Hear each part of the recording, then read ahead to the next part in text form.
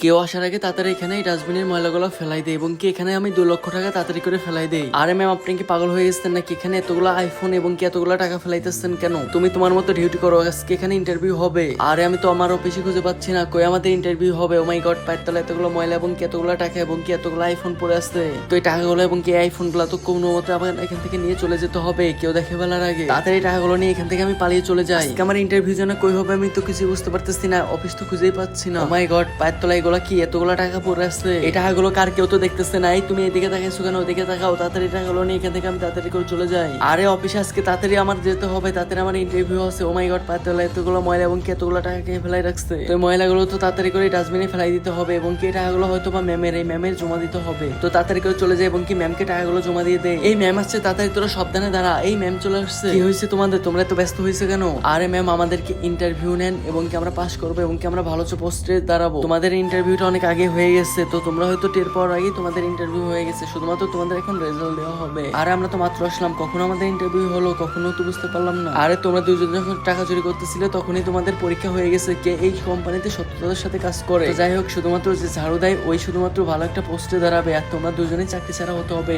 আল্লাহর জন্য তো সবাই লাইক সাবস্ক্রাইব করে। আজকে দেখবো দুঃখী মায়ের জন্য কে কে ভিডিওতে লাইক এন্ড সাবস্ক্রাইব করে।